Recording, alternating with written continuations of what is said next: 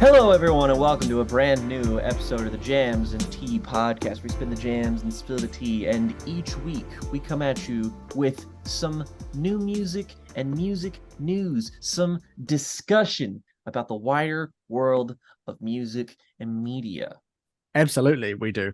And the first thing we have to talk about, the biggest music news story of the week, is that the Beatles are back. Back from the dead. The Beatles have returned with their somehow single. Lennon has returned. Guys, I've been saying for longer than I've been alive, when are the Beatles gonna drop? We're overdue. And Ryley in 1990. I'm waiting. Waiting to be born. I know exactly. Well, not 1990, because it was 1995 that we last got new material from the Beatles, the release of the songs Real Love and Free as a Bird, which were vault tracks that were remastered for their anthology compilation. That was a big ceremonious moment. There was a lot of pomp and circumstance and, a lot of emotion surrounding it as well. But the Beatles have returned yet again. And by the Beatles, I mean Paul McCartney, Ringo Starr, and I guess Giles, what's his name? Martin? Giles Martin. Why does I keep wanting to say Corey? That would be a very different kind of song. Giles Martin behind the boards. There's been a lot of conversation about this new Beatles song. A lot of words have been said, a lot of takes have been dropped. Beatles fans have been extremely defensive on the site youtube.com.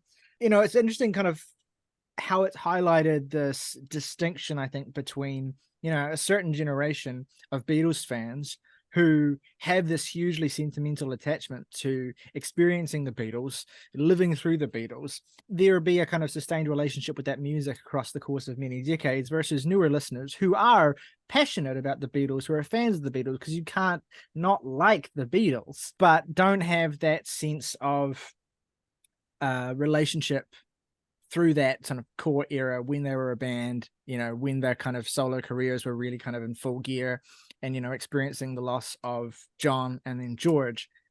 And of course, experiencing events like the release of Anthology as well and the release of those songs. So while there's been a huge amount of sentimentality surrounding the song, and it is a very sentimental song, Paul and Ringo have released it and in a kind of led it into the ether in a kind of very sentimental way, including the accompaniment of a particular music video by Peter Jackson, which we'll get to once we've sort of overviewed the song itself. The demos existed ever since the Beatles were a band, but one of the issues with getting it to this point where it's releasable is the fact that the vocal and piano demo that John Lennon recorded was recorded in such a way where the vocals could not be isolated from the piano track. So it was impossible to kind of remaster it properly. It was impossible to kind of figure out how to fully complete it, essentially, until those two different parts of the song could be isolated. And now with the machine AI technology that exists that Peter Jackson used and as part of the production process for his hugely successful series Get Back, the remaining Beatles were able to kind of finish the song, essentially. And there's this question of, to what extent can we know how much John or George would have approved of this? George was on record in the 90s saying he hated the song.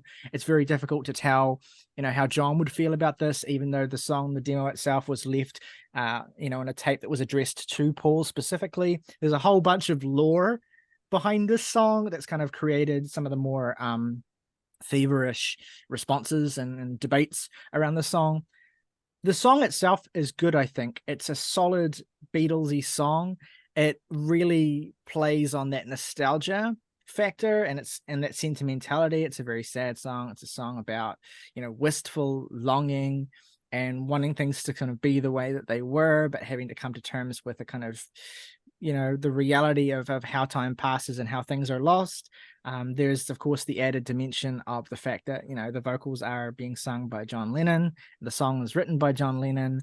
It's a song about loss and wistfulness and nostalgia and pain from someone whose loss and the pain of that has been, the sharpest event in, Beatles history post the breakup of the band. So yeah, there's a lot of emotions around it. I think it's a beautiful song that is unfortunately hindered by the conditions of its release and by the very process that was needed to finish it. I don't know if either of you have heard the demo, but I did. It took a wee second to go back and listen to the demo, and there's a kind of haunting frailty to it.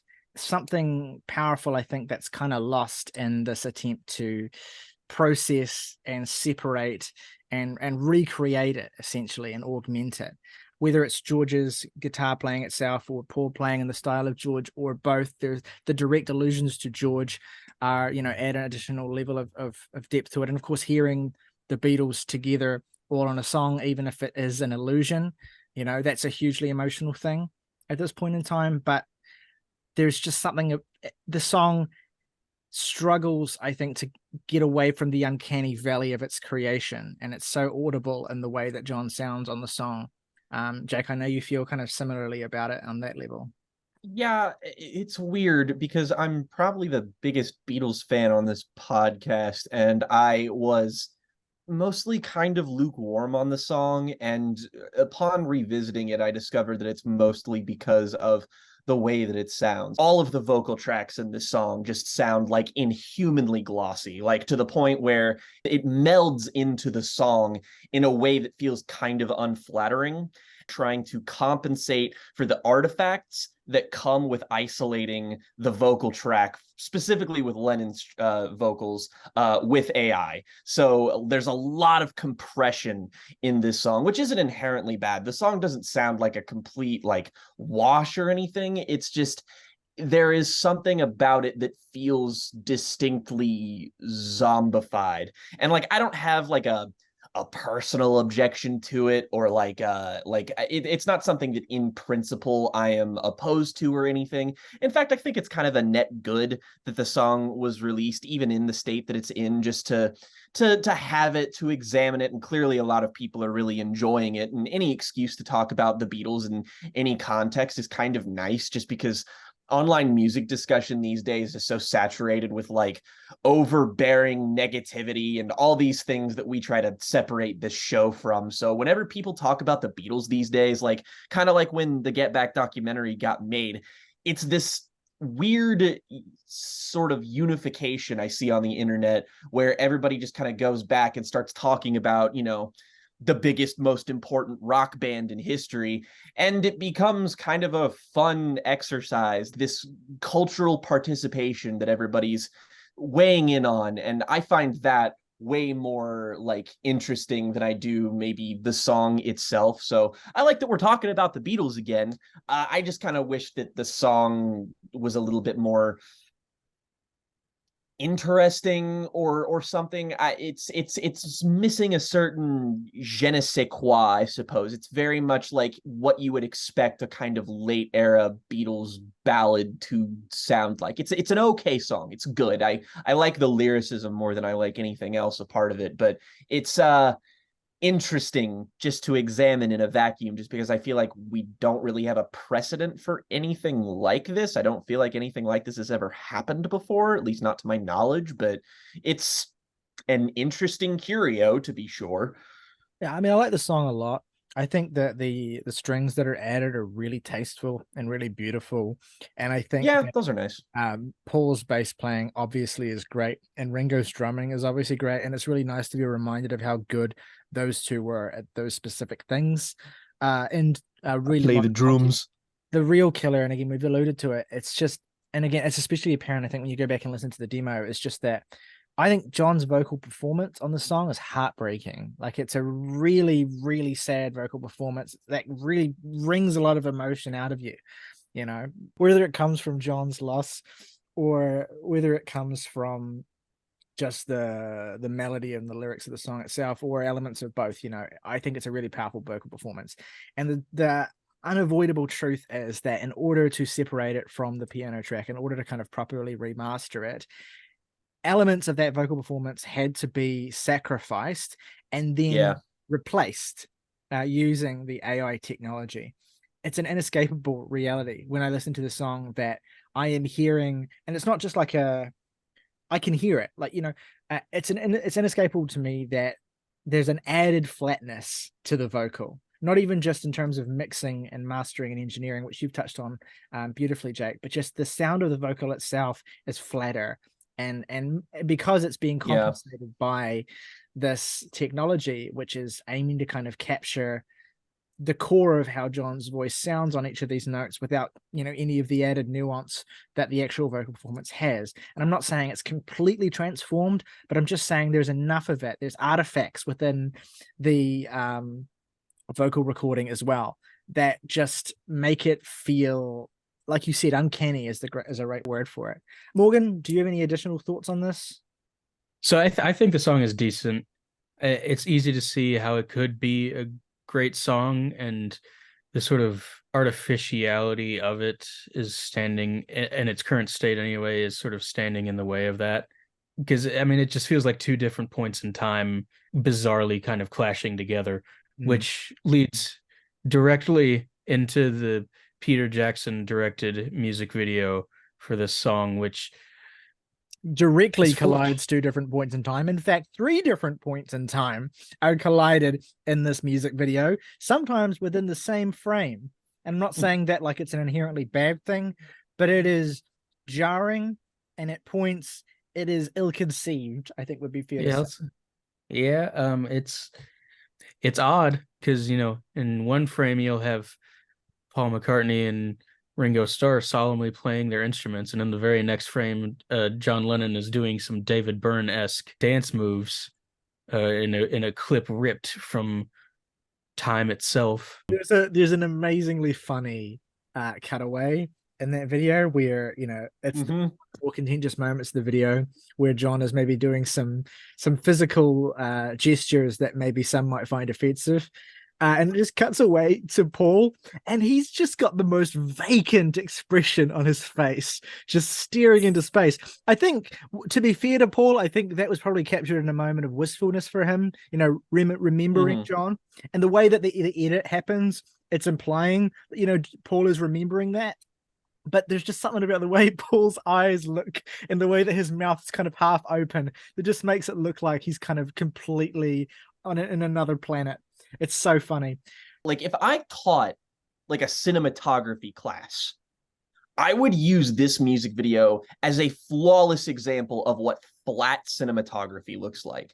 The integration of the old footage and the new footage causes there to be this kind of like, it's kind of like the song, weirdly, in that there is a glossy sheen around everything that looks very dry and very like everything's in perfect focus, and you can just sort of tell what is from what era based on like there's these little tiny uncanny differences, and it's very, very bizarre of an aesthetic clash. Like, watching it feels wrong in a way that the Get Back documentary, which employed a similar way of like remastering the footage for that, did not look at all when I watched it, like even remotely. In a way, I think that the difference between those different eras, not just in how they look, obviously, because they're like 20 years, 30 years of age difference between them. In a way, I think it's supposed to look marked, like it's supposed to look, that contrast is supposed to be sharp. And I think that's kind of part of what Peter Jackson's going for, is, the inexorable march of time and how, things change and that change is irrevocable. But it does sort of clash, I think, with the feeling of the music video as well, which doesn't really have any kind of nuance in its emotionality. It's just pure sentimentality. It's just pure, let's bring, these people who are past into this era with these people who are, still here, and fill those gaps in. It's just weirdly hallmarky, especially that early shot, which looks completely like AI to me, of the beach, with the sunset, and it just kind of, the camera's just sort of tilting back, and there's a kind of silhouetted John steering wistfully. It's it looks terrible, and it's funny in a way it shouldn't be as well, because it's supposed to make you feel really sad, and it doesn't. Well, it does. It makes me feel sad that it doesn't look better. And the green screen in general, when you're having all four of them on the screen looks awful. Like, it just looks so bad. Bad. And I think as well that the flatness of the way that they're kind of intercut, adds to that. I think it's, and again, I feel a little bit bad being so negative about it, because it's clearly it's clearly meant to be an honest and loving tribute. And I certainly don't begrudge anyone who enjoys it on that level or who thinks it's a great video. A lot of people do, but it is, it's amusing how it exaggerates some of the limitations of the song, and in some ways even makes the experience of the song less enjoyable while the video's on. Yes. I feel like a much better solution to this problem, I mean, again, this is just purely speculative of like what I would do if I was given the task of making the music video for this, is that a way of capturing that, I feel like, would be if you had Paul and Ringo, kind of as they are, at least maybe capture some different footage just for the sake of intercutting it in a way that feels like it makes a bit more sense. But maybe get, Sean Ono Lennon or George Harrison's kid, Donnie Harrison, and get them perhaps, because I know they're both musicians, and maybe get them to do some of those parts, because that way you could kind of have like you have the physicality of all of the performers there, and you can shoot around that. And also it definitely, it has that bittersweet nostalgia of like, these two people aren't here anymore, but we have the remnants of their past in the form of their children who can, they can pay tribute to their parents in a really kind of unique and interesting kind of way. And I feel like that would capture a bit of the melancholy a bit better, I like that idea. It doesn't help that there are a few cutaways to George and John in particular, where it's like his ass is not singing this song, or his ass is not playing guitar. It's especially jarring when the four of them are in the frame together, and John is like not even hitting the guitar strings when he's playing, and it's like what? Okay. In videos, like a lot of the time, like 90% of videos, if you really watch them, and they feature someone playing the instruments, it really doesn't look like they're playing what you're hearing right now. I know that's a thing, but just like in the context of what this video is trying to do, it's especially like egregious to me. It just seems so, I don't want to say low effort, because I'm sure the people at Weta had to do an awful lot to make this look the way that it did. But conceptually, this feels really low effort. You would think this band demands a little more pomp and circumstance, I guess.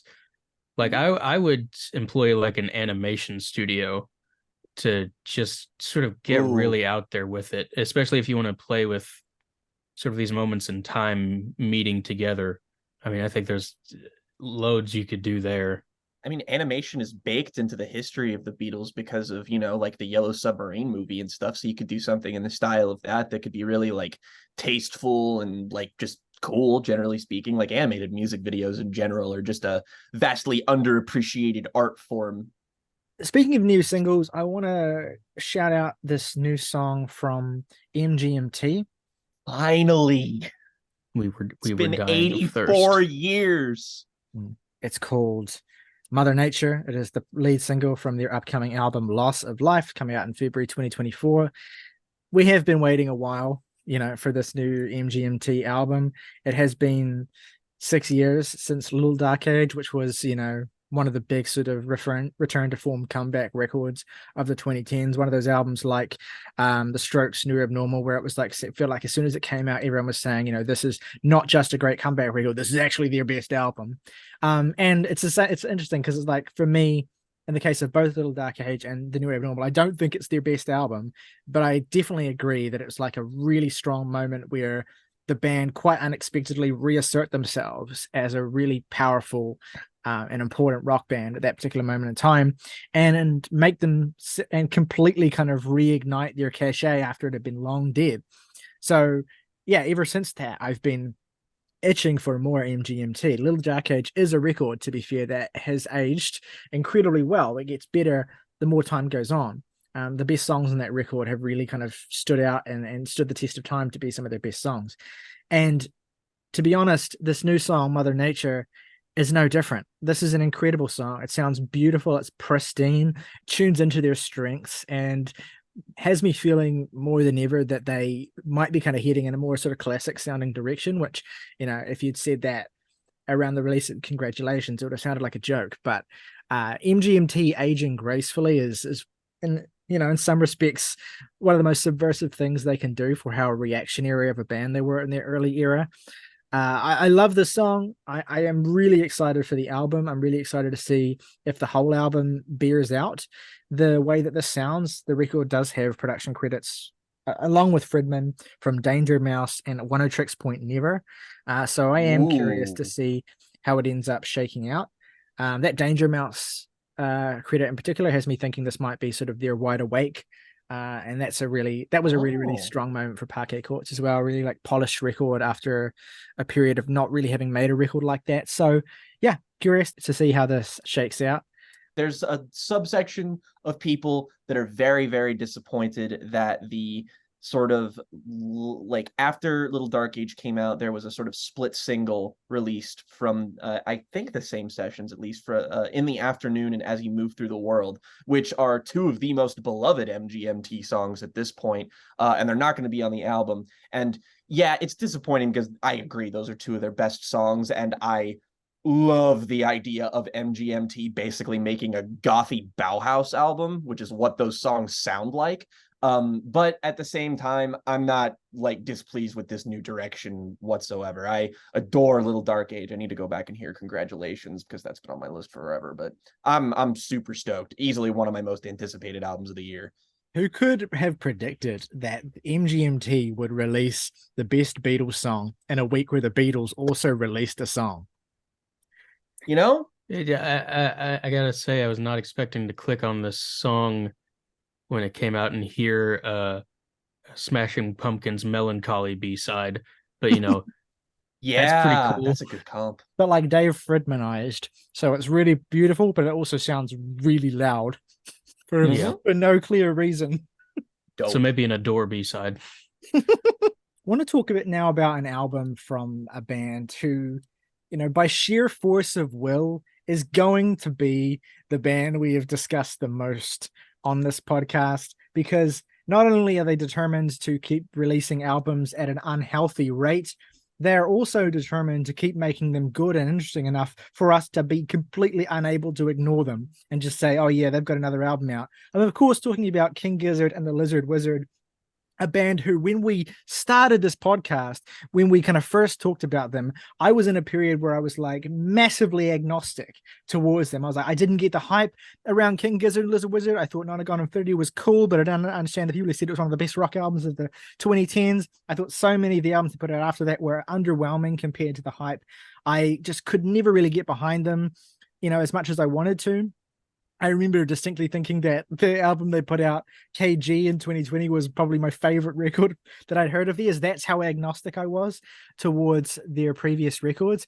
But God damn it, these guys have just been on a streak where they have not only fleshed out their concepts and I think delivered more expansive and varied albums while retaining the kind of conceptual approach they had in the 2010s. They've also pushed themselves into starker and stronger and more, vividly shocking new directions with these more recent projects than we could have expected. To the point where I think that this new album, The Silver Chord, is the best record that King Gizzard and the Lizard Wizard have made that I've heard anyway. Admittedly, there's a few I haven't heard. But for this to top the Ice, Death, Dragons, Mountains, New Warm, I Believe in You, whatever it was they put out last year, for this to top that, I was not expecting. I was expecting to enjoy this ever since they led with a press release calling it talking about the influence of progressive electronic music of the 70s, prog music of the 70s, artists like Kraftwerk and Neu and all that sort of stuff. When they were talking about that, I was locked in. I was like, okay, you have my attention. But even then, I wasn't expecting this to deliver for me in a way that exceeded some of the great highs that they've already delivered in the last 2 years, like the Ice album, like Omnium Gatherum, and like the KGLW duology. King Gizzard, a band who have kind of staked themselves in the last 4 or 5 years on this thing of changing their identity from album to album as dramatically as possible. This is one of the most dramatic changes in the sense that this has got to be, at least again, from what I've heard, one of the Giz albums with the least guitar and the most focus on these sort of electronic walls of synthesizers. It's an incredibly ambitious and freewheeling and ridiculous album.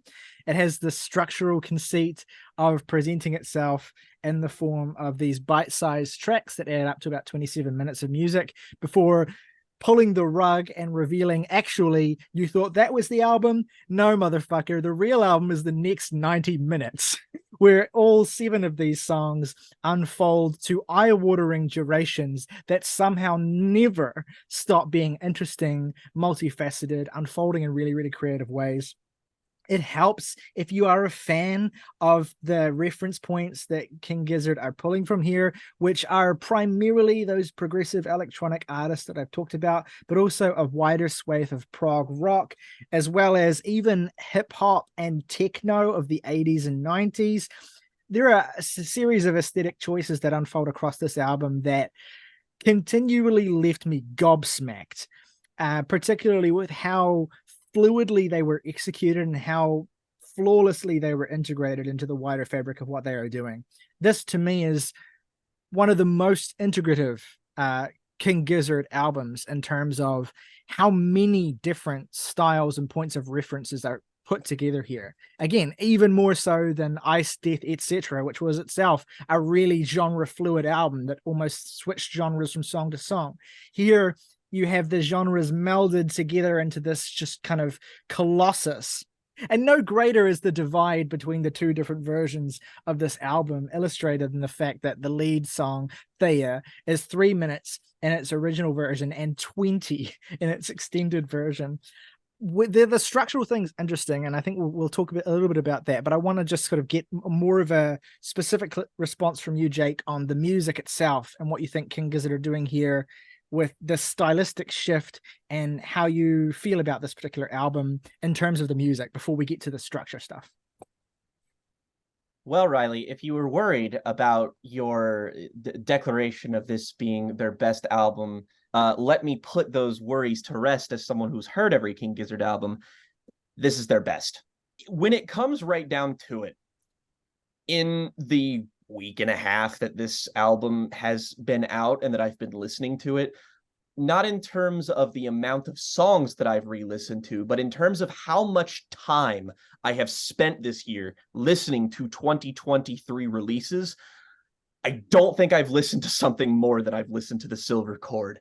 This thing is absolutely fucking incredible start to finish. Like, I kind of dipped my toes in the water with I guess kind of the single edit of the extended versions of the songs just to get a taste for what the album was like.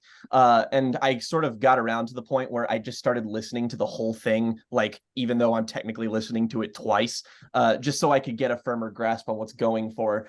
And the extended versions of these songs are everything I have ever wanted from this band. And it's so weird because it's them doing something that is further off the mark than they've ever done in terms of stylistic departures. Like, this just doesn't resemble anything that they've made at any point.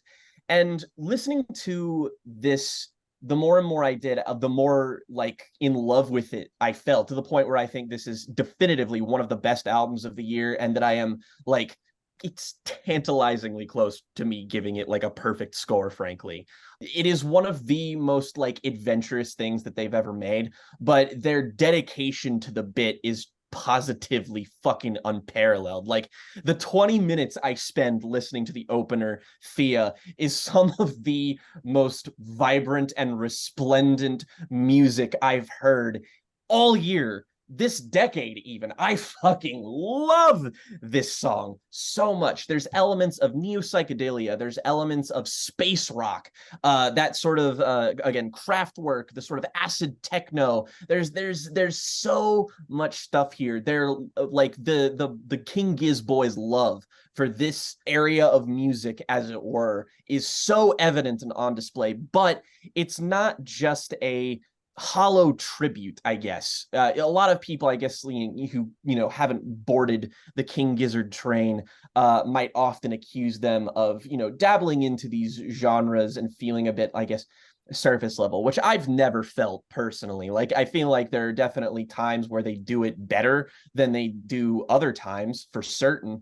But I've just never had the issue where it feels like they don't completely understand what it is that they're taking from. And I feel like of all of their records, this feels like they're demonstrating the most fundamental understanding of their influences and combining it into something positively titanic and huge and fun. But it also has a lot of the hallmarks of what make great King Gizzard albums King Gizzard albums. There is a sort of unfolding narrative throughout the course of the record about the idea of this silver cord, this kind of universal constant that connects all living things. And this is how they sort of interweave their usual kind of environmental themes. But this is on like a more grand, more cosmic scale. And the more I listened to this, the more I was like, I kind of understand why this album seems to be like one of the least adored King Gizzard albums by like the fan base, is that a lot of people just aren't as into this, especially when you compare it to Petrodragonic Apocalypse, which came out earlier this year and was rapturously received. An album that I love, for the record. I've listened to that album tons. But one of the interesting things about this is that Silver Cord is kind of a sister album to that record, because when you listen to the extended mixes of these songs, each of them have like a parallel to a track on Petrodragonic Apocalypse where they interpolate the chorus from those songs into this in a way that recontextualizes the narrative that we saw on that album as well. So there's a really great intertextuality going on here that I haven't cracked the full sort of scope of, but I'm curious to keep like exploring it just to see how it unfolds and see what connections I can draw between these two records, because they are two of King Gizzard's strongest. These songs specifically crib from acid techno and even kind of hip hop on stuff like Set. And man, these songs just fucking bang. I want to dance every moment that they're on, all 12 minutes of something like Gilgamesh, for example, which has this amazing droney sort of hook on it that's so weird sounding and adventurous and cool. This is easily, in my opinion, the best produced King Gizzard album. Not to say that their production has ever been a problem, but I mean, again, it's the scope that they give these mixes that just make you feel like you're being shot out of a cannon and just like going out into space and experiencing the fucking cosmos. So the band presented this in such a way where it's like, here's the album and here's the extended mixes, you know, part of it nodding to, you know, the way that a lot of artists would have to do this in the 70s and that kind of era of disco, and Stu McKenzie's referred specifically to Donna Summer's work with Giorgio Moroder as well, and the way that the songs are like 20 minutes, but the single edit's like 4. You can feel that. The implication of that is that the extended mixes are the album and the shortened mixes are kind of just abridged. But what's curious about that is the way that the album's presented, such that it looks like the shorter versions are intended to be the album and the extended mixes are intended to be a bonus. So I'm not quite sure why they presented it in that way.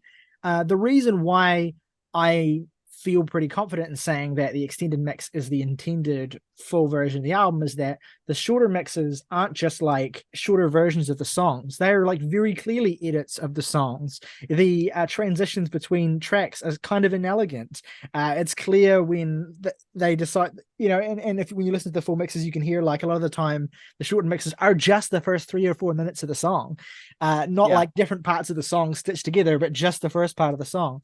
I think that's kind of the winking sort of inside joke as well, because that was often the case with the reference points as well, as the edits were just the start of the song. They were never like trying to capture the fullness of the song. And then the way that the original version of the album ends, like Extinction just has a really kind of bizarre abrupt fade out that doesn't really fit the song at all. So it's like I feel like there's a little bit of a winking sort of playfulness with the way that presentation is kind of given, where it's like, you know, you think this is the album, so you think, okay, I'll listen to this, I'll listen to the album, I've got it done in 30 minutes, okay, great. And then the real album's like an Easter egg for the fans who like see through that and are willing to kind of keep going. I kind of like the idea. I don't know this is what they're actually trying to do, but I like the idea of like disguising your album as the bonus tracks. I think that's just a really funny thing to do. I want to echo what you said about Thea, which is just a stratospheric opening song. The way that it slowly builds up and then completely just sort of pulls you in, 2 or 3 minutes into this kind of massive spectacle. It's incredible. It reminds me so much of the experiences I had as a really, really young kid, being exposed to the kind of albums that this is referencing, the kind of music where it's like an understanding of music where the whole piece of music is this expansive, lengthy journey that you're kind of, immersed within. A lot of people like my dad who grew up in the 70s are used to kind of their idea of music kind of being contextualized by that very long form, pretentious, massively indulgent era of music, right? And so for me, having been grown up on those records through my dad, it's massively nostalgic to not just hear that spirit being captured in terms of, these are really, really long pieces of music, but the specific sounds are so familiar to me as well. Like the synthesizers, the drum machines. This record goes crazy on drum machines. There's a particular sort of hissing piston percussion sound that sounds like it's just kind of a bolt of reverb that's very 70s to me. It reminds me a lot of Kraftwerk and even like some of the proto electronic music of the late 60s as well. And they use that a lot on the album. One thing that's interesting is that I agree, they really do sound like they've kind of mastered the new gear essentially that they're working with on this record, but it is interesting to know that it was a case of them learning very quickly how to work with instruments they weren't familiar with playing and a style they weren't familiar with doing. And so I think it's doubly impressive how professional and confident it sounds, given that this is not something they've been practicing for a while. And that's the thing I think with other Gizzard records where I've kind of been more of a fan of their more recent stuff is I feel like with a lot of their genre bending, it's taken them a while to really get good at it to the extent that it's not just pastiche, but it's actually them taking the template and doing something really outrageous with it. That's why I think I connect a little bit more with the more recent records. It feels like they've had enough time to practice and kind of get the kinks out. So for them to move into this kind of jammy, progressive electronic style so just cleanly is doubly impressive to me. One of our favorite, a song that I know you and I absolutely loved last year, a song that was like a highlight of the year for us was The Dripping Tap off of On the Together. And I remember when that came out, I remember listening to that. That's and right. It was like, how the fuck did they do this? Like, how the fuck did they create this massive, sweeping, like 18-minute song that just completely captivates you and keeps you pulling on with its energy? And for them to be able to do that in completely different style multiple times over with this record is incredible. Most of the bands they reference, would be lucky if they could pull off something like what one of these tracks do 3 or 4 times and call that an album, but they do it, almost twice that much.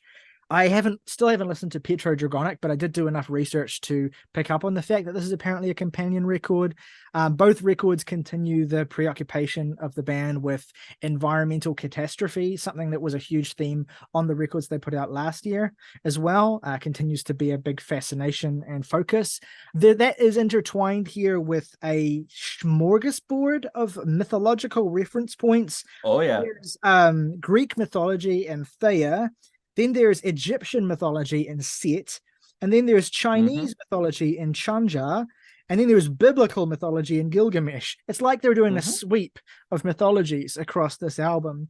While admittedly the substance of their employment of this sort of stuff is not really hugely of interest to me, there's a level of commitment and a level of understanding of how to kind of get your compositions to reflect the themes of the ideas you're exploring, where you can tell that this is a record that gets darker and more intense and more kind of cataclysmic as it goes on. The early stages of the record, I think, are where it's at its most fun. And then the final 3 tracks of Gilgamesh, Swan Song, and Extinction are where some of the progressive elements are at their least pronounced, and some of the just raw, heavy industrial techno elements are much more pronounced, especially I think in a song like Swan Song, which has just this gritty, brutal, just grimy synthetic bass feel to it, while it's like kind of pushing you through this like intensely violent techno beat that just kind of boom, boom, boom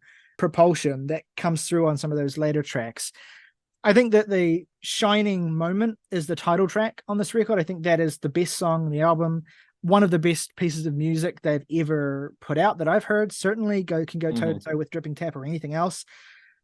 It starts in this, kind of almost amusingly sort of Easterny place with this kind of like, it's almost new agey in a kind of cheesy, cheap way. But then like they kind of fuse that with these really weirdly affected vocals that sound like a kind of futuristic sort of robot-y thing that Jeff Lynne might do on a kind of ELO record in the 70s. And then the whole thing, and that's the part you get in the shorter version, right? But then after that, the part you don't get in the shorter version is the fucking massive techno breakdown that completely takes over the rest of the song. I was not expecting to be reminded of like, Orbital and 808 State and those like kind of British 90s acid techno bands of that early era so much by fucking King Gizzard of all bands. It's incredible. Like that's the most nostalgic shit on the record is that stuff because my dad fucking obsessed with that kind of shit. I was raised on that. And I was not expecting to get it from King Gizzard, even coming off the back of Thea, which is like so, 70s to me. Getting this kind of infusion of 90s sounds but really chintzy, dated, unfashionable 90s sounds was such a nice surprise. Set is one of the biggest fucking bangers that they've dropped. Just this ridiculously insistent groove. There's a little bit of 90s house that comes through in the back half of the song. I was particularly reminded of early Daft Punk by some of the sounds, like Homework era. Daft Punk came through in some of the keyboard tones in the back half of this. You have multiple tracks on here which feature this incredibly cheesy rapped delivery. There's a particular era where it was like, the ascendance of hip hop and the ascendance of kind of psychedelic electronic music was kind of colliding in the very end of the 80s. And there was this particular era where this particular fusion of those two called hip house was really fashionable. If you go back and listen to some hip house tracks, I promise you they're some of the most dated music you will ever hear in your life. A lot of it sounds terrible, but if you heard it as a child, it kind of imprinted itself on your brain. And that specific style of like kind of bad but really groove intense hip hop comes through on a song like Gilgamesh and some of the vocal deliveries, and it's some of my favorite shit on the whole album. It's just so ridiculously campy. I absolutely adore this album. I completely fall on head over heels for it. Morgan, I want to throw over to you now this new Gaslight Anthem album, History Books. Now, Jake and I haven't had a chance to listen to this yet, but obviously Gaslight Anthem are a band we all love, but I know you in particular have a relationship with this band. We just talked about the Menzingers a week ago, and this week I couldn't help but think about the parallels between these two bands kind of coming back at this particular point in time. Obviously it's more momentous for Gaslight because of their first album in 9 years after an actual breakup, hiatus, whatever. So what are your thoughts on the new record? I'm sure that the parallel with Menzo's occurred to you as well. What are your thoughts on Gaslight in particular at this point in time? And how do you feel about this new record? 9 years since Get Hurt, pretty universally seen as the least good Gaslight Anthem album, which I agree with. I don't think it's a bad album at all, but it just has stretches of being sort of middling. And that is not a problem that any of their other albums have. I think to be fair, Brian Fallon has said basically the same thing in an interview with Steve Hyden this week. He did a rank your records or a review your albums feature on Upper Rocks with Steve Hyden. He said, yeah, we kind of, he likes a lot of the songs on Get Hurt, but he does think that they sort of, there was an element of difficulty in getting that record made for a number of reasons that, he acknowledges the weaknesses of it. So I find that to be interesting when bands end up kind of agreeing with the consensus in that sense. Yeah, and it's interesting being 9 years on from that and very limited touring and basically a whole hiatus for them to come out with History Books at the end of it. First two singles were Positive Charge and the title track featuring none other than Bruce Springsteen. I love both of them, and I'm also not sure why they sound the way that they sound. Positive Charge in particular, I think, goes for almost like a Sink or Swim era sound from them. it starts off really heavy and really high energy, but the production choices that are made there sort of it emulates Sink or Swim in a way that record didn't really even have in itself, in the sort of lo-fi, muddier context. But I think the song itself is excellent, and History Book suffers some similar problems, particularly on the guitar solo, which is like just sounds terrible for some reason. But I think overcomes it even more just with really quality songwriting and a great Bruce Springsteen feature. And the album overall, I think, is really strong. It's a great sort of shake the dust off of your shoulder, knock loose the cobwebs from your attic sort of album. Some excellent songs on it, not just off of the singles. I'm particularly fond of opening track Spider Bites, Autumn, and Michigan 1975. I think the first half of this record in general is really strong. And it sort of tapers off quality wise, where it becomes a little more mid-tempo and atmospheric, which is something is not new territory for Gaslight Anthem, but it's something they're doing here, and I just don't think they sound as self-assured in these moments as they do on other parts of the album and in parts of their career where they've done this before. But overall, I think this is a really strong effort, and I really hope they can capitalize on this new era of theirs and really give it their all with both naturally a tour. I want touring to go well for them. I mean, this is a band that I've been wanting to see live since I found them, but I also hope it carries over into just further musical ventures for them. And I hope they can just keep this momentum moving as much as possible. One of my favorite takeaways from the interview I read is that, I think without Bruce Springsteen, this probably would have happened anyway, but actually it was Bruce's enthusiasm that fast-tracked this, because as soon as Brian had a few songs written and he started thinking, these are more Gaslight Anthem songs than solo songs, the first person he called was Bruce Springsteen to ask for advice, and Bruce just completely, without hesitating, said, yeah, go for it. Get the band back together, man. Yeah, it's like, what the fuck are you doing? Yeah. Thank you, you're Bruce. just sitting around. And Bruce actually volunteered to be on the song. Like, he wasn't asked. He's like, can I be on a song? That's so fucking cool. Yeah. So I'm really looking the only reason I haven't listened to it yet is I kind of want to do all their albums, because I've still only listened to 59 Sound. So that's you should. That's one. a deep dive worth taking. Yeah. I have no excuse not to. At the very least, I have no excuse not to jump back and listen to Sink or Swim, like ASAP. I want to shout out an album called Would You Miss It by a band called Koyo, Koyo. This is their debut record.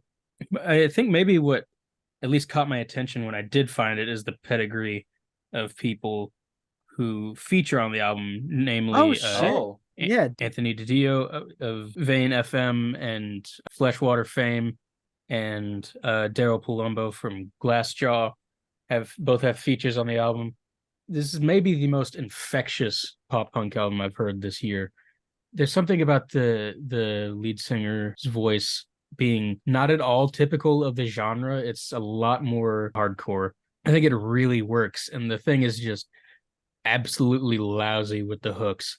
The production is flawless. Harmonies and overlaid guitar lines and the loudest drums you ever heard in your life. It all delivers it at such an excellent pace over the course of 32 minutes. This has again become one of my most listened to releases of the year. Really excellent debut from these guys, and I really am looking forward to what this band turns into and how they evolve, because especially with the features that they have on here, I think this is a band with even more on their minds, or at least probably will be a band with more on their minds than just making excellent pop punk records. It feels to me that they're coming out of a scene that's a little more diverse than just your average pop punk band, and I hope to see those influences play out a little more. Last thing I want to mention music-wise in terms of news is there was this amusing story today where Sleaford Mods cancelled a concert mid-song because a fan threw a Free Palestine scarf at them, and they went on to bemoan the way in which they've been forced to take a political stance on something which they know nothing about. And look, the reason I mention this is just because I feel like we should kind of get it out there that we're absolutely on the side of the Palestinian people. Not that we're a podcast Solidarity. that feels the need to make broad political statements all that often, but just the more this keeps coming up in the world of music as well, the more I'm like, this is I just be normal, have a fucking heart, It's like it boils down to this. Like, there's obviously a lot of historical nuance and a lot of things, but people are using that as a scapegoat to basically just have nothing to do with it, to just say carte blanche and just be like, no. But it's just like boils down to this: people are dying. That's a bad thing. Like, come on, this is not rocket science. The state of Israel is leveraging its history and its prominence and its strong political ties to major Western countries to essentially not even cover up, but just to essentially excuse genocidal violence against the Palestinian people. So, take a stand. Let's move on now. As we sometimes do in our now episodes, we can talk about video games now. And I want to shout out the release of the Talos Principle 2, which is a sequel to the open world puzzle game, the Talos Principle, released by Crow Team in 2014. That's a game that I've always admired because it's a game with a series of beautifully constructed sort of external 3D puzzle environments and a really fascinating ongoing narrative of philosophical conversations about what it means to be human and how humanity can persist in the wake of extinction and all these sorts of things. And it has these two really, really interesting threads, the sort of philosophical angle and the puzzle angle, but it doesn't really do a very good job of integrating them. And as a result, it's not a puzzle game that I would immediately recommend to someone who isn't like super into puzzle games because of that weird dissonance that exists between the really skillful way that it plays and the really interesting and really fascinating and really well written philosophical narrative underpinning it. However, the Talos Principle 2 does an amazing job. I've only played 10 hours of it so far. I'm certainly not nowhere near finished it, but it does an amazing job of weaving those two things together. It takes a lot of influence from puzzle games like Portal 2 to incorporate the narrative in a more prominent way and to make the environments more flexible, to include a greater range of mechanics.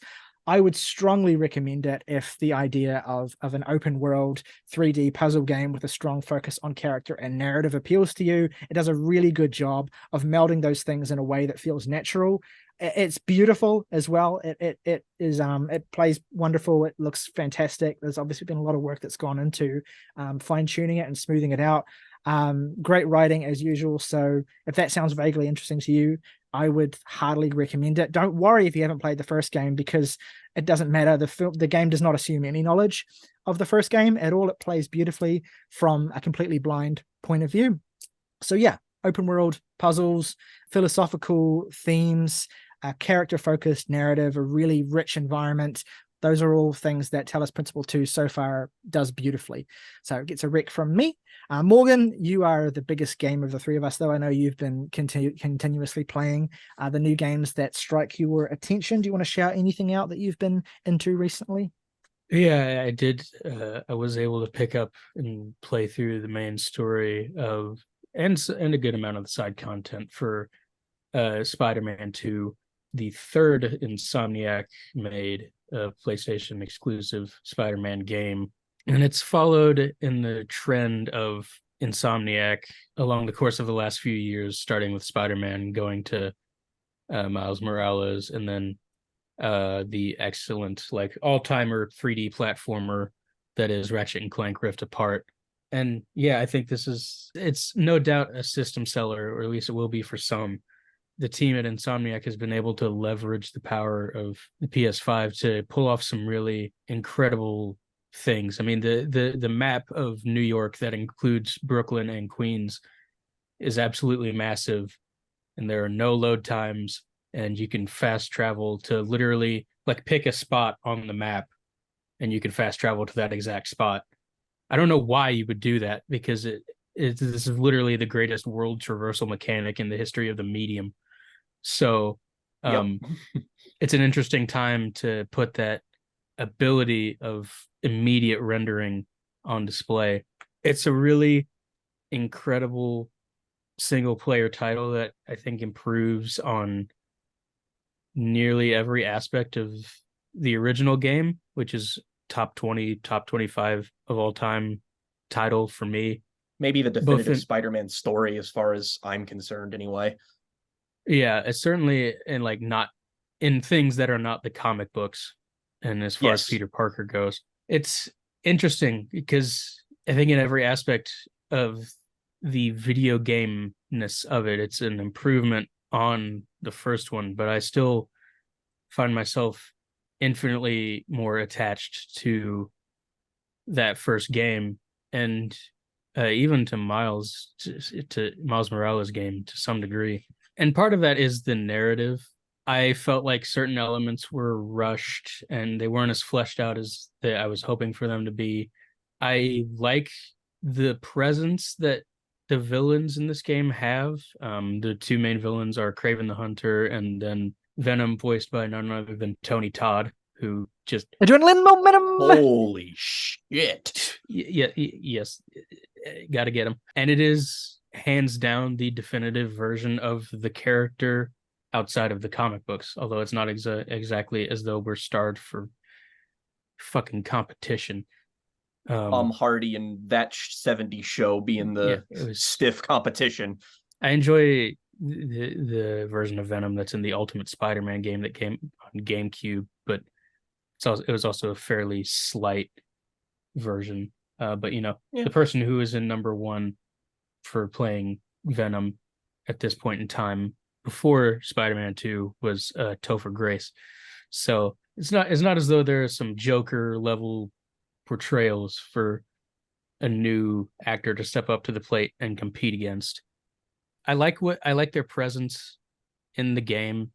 The main thing I take away from a villain like Kraven is the literal danger that he represents to both New York and Spider-Man, and I think that's portrayed well. And both Venom and the symbiote suit that Peter gets are meant to reflect the darker parts of that character and then sort of externalize them. And I think that's also done very well, especially with who they make the host of the eventual actual Venom to be. I think that's pretty well done, if not glaringly obvious if you've been following the story at this point. I just don't find those characters nearly as compelling as the villains from the previous games, namely Otto Octavius in the first one. Also a definitive incarnation of that character. Absolutely. And the Tinkerer in the Miles Morales game, who had a sort of unexpected and direct connection to Miles that I wasn't really prepared for, but I think they pulled off really well. And, there are some choices made throughout Spider-Man 2 that I'm like, I don't know about all that. Maybe it is certainly the overwhelming Marvel 90s-ness of involving a character like Venom at all. It's certainly for a certain kind of Spider-Man fan, and I'm just not really that fan. Overall, it's a video game experience, it's utterly impeccable. It just has some interesting disparities in how I feel about the way its narrative plays out in comparison to its predecessors. And the next game that I want to talk about is also a new release, is one that's been cooking for 13 years now, is the follow-up to the Remedy game Alan Wake 2. After much teasing and then eventually revealing throughout their last game and the DLC for their last game, Control, that Remedy is building a sort of shared universe between Control and Alan Wake. This was developed in their second expansion called AWE, which in canon stands for Altered World Event. But, obviously that just says Alan Wake expansion. So I need a meme that's like, 2011 to 2022 Alan sleep with LeBron, and then 2020 2023 I wake. Alan Wake, Alan Schlump. Remedy has always been very ambitious when it comes to their narratives, seen in games like Alan Wake and Quantum Break and Control. And they've been sort of flexing their muscles in that department for as long as those games have been around. And they're finally sort of tying it all together in this moment for Alan Wake 2, which I'm only about 5 hours into. I don't know how far along that is exactly, but I've heard estimates of like finishing it as anywhere between 15 and 20 hours. So who knows exactly? And I tend to finish games a little faster than the time frames that outlets will give. I've always wondered why that is. But this is a really, I mean, first it's the first like genuine survival horror game to come out and like fully embrace that genre and those particular gameplay interests that I've seen that isn't a Resident Evil game or a Resident Evil remake more directly. It's the first original survival horror game to come out in a long time that I think is making an impact. And I think a lot of that is to do with just how compelling the narrative is. It's really difficult to relay, especially because it's a sequel. I've seen some reviews of it that is like, you could play this game without playing the first Alan Wake. And I genuinely have no idea how anyone could say that with a straight face. If I can ask, what is Alan Wake about? Because I have no idea. Okay. You don't have to answer that. I'm just gonna give you the pitch. While on vacation in the small town of Bright Falls, a struggling writer must investigate the mysterious disappearance of his wife, while events from his latest manuscript, which he can't remember writing, begin to come true. Okay, so Carpenter meets Lovecraft. And it's all in, the town of Twin Peaks. Yes, okay. So It feels very Stephen King from that pitch as well. Yes, capital Y, yes. Italicized, yes. The second game, though, I think is taking from a much wider array of influences. The narrative progression of the original game was fairly straightforward. It was just the things that happened in it were pretty whack. The way that this game is structured, I've literally never played anything like it, and I don't think anything like it exists. It's difficult to get into. There are certainly like you ping pong back and forth between two main characters, one being Alan himself and the other being an FBI agent. The way that that's utilized to both develop the narrative and portray moments in the gameplay is I again, there's really nothing like it. There are live action segments of this game, which I thought I would hate, but I think they're done really well and they're used really sparingly. Interesting. And the performances and direction in them are all really great and really well suited to the material. So it's genuinely like at times Hideo Kojima levels of let's just fuck around with this medium for a bit. And again, I'm only 5 hours into it, so I couldn't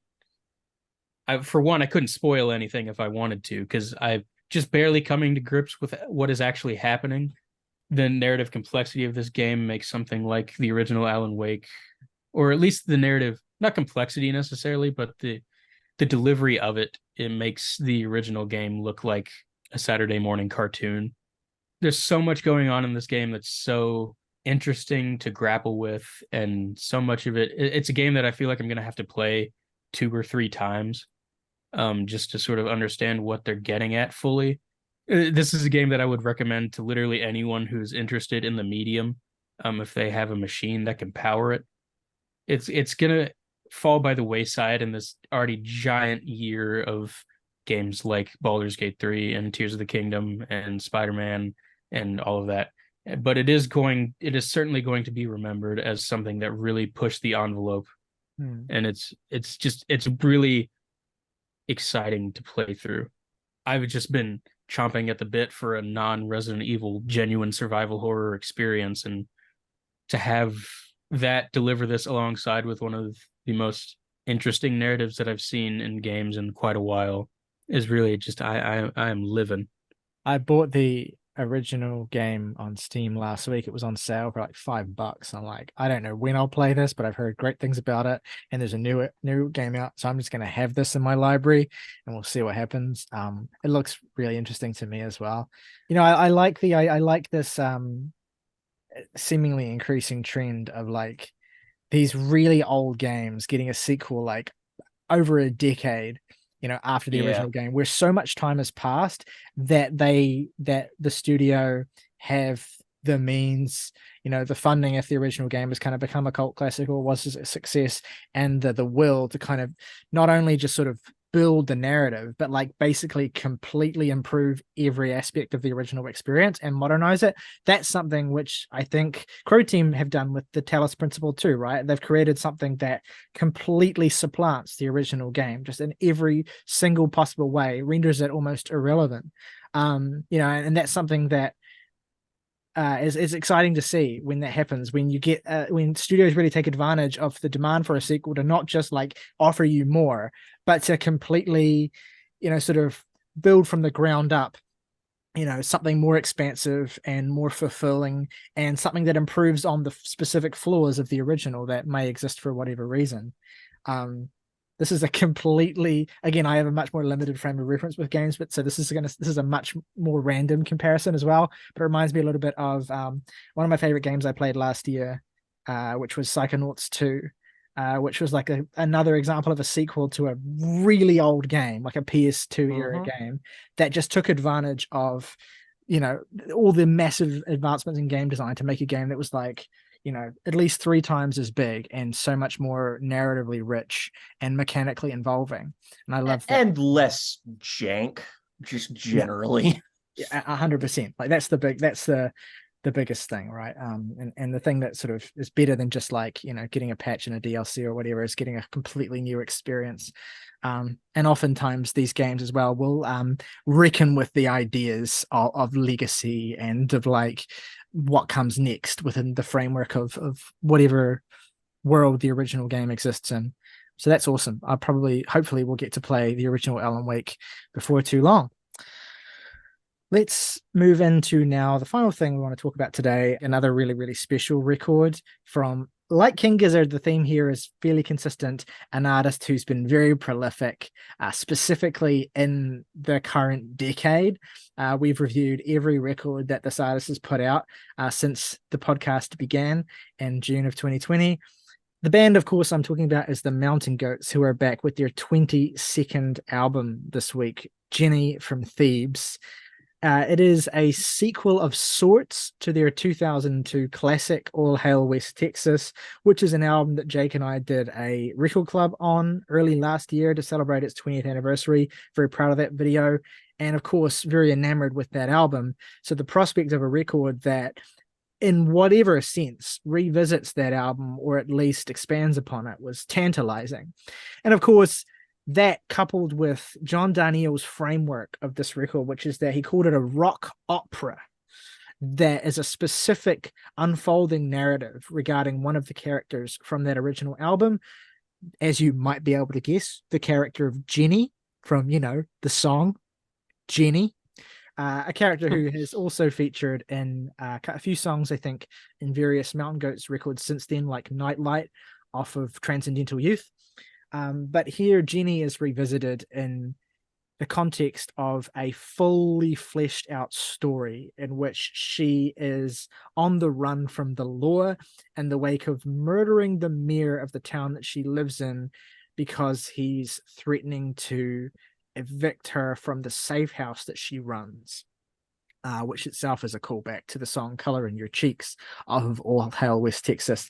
Look, there's a number of little moments that reference particular characters or particular scenes or even just particular motifs from All Hail West Texas, but this isn't really a sequel in that sense. It is and John has kind of talked about what is a concept album, what is a concept album. I think one quote from John that I enjoyed while researching this album is he said something to the effect of, concept album is what people who are too scared to make a rock opera call their album, or too scared to use the term rock opera, basically.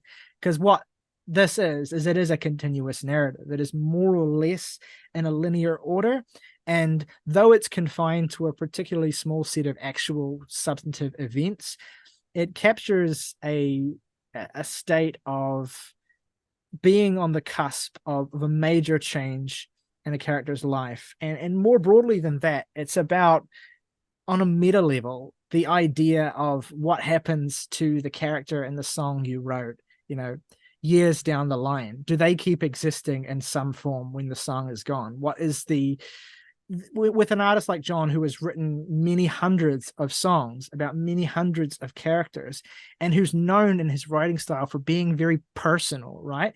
For writing in this way that's very much like one character's perspective, or someone addressing another character, or some kind of intimate moment between two people, or of one person with themselves, right? That's the biggest thing about John's writing style, is he's never, or seldom is he, a kind of disembodied third person overseer. He's involved. His songs involve you because they're about people, or it doesn't matter whether those people are real. It doesn't matter if you have what information you have about them, as long as you feel as though you are in an experience with someone, reacting to something or experiencing something internally. And that is so core to the songwriting approach of Jenny from Thebes. Some songs are ostensibly from the protagonist Jenny's perspective. Other songs seem to be from someone who's interacting with Jenny, or someone who knows Jenny. Others, it's less clear. Sometimes you do get disembodied perspectives, such as a song like Water Tower, which, imagines overseeing the lolling corpse of the person that Jenny has murdered as it kind of, passes through the irrigation system of the town. And others are, deeply personally involving. It's a record that gives John an excuse to kind of indulge this idea of the story that goes untold, essentially. When each song you get is a fragment, a snapshot of a moment in time, what happens after that?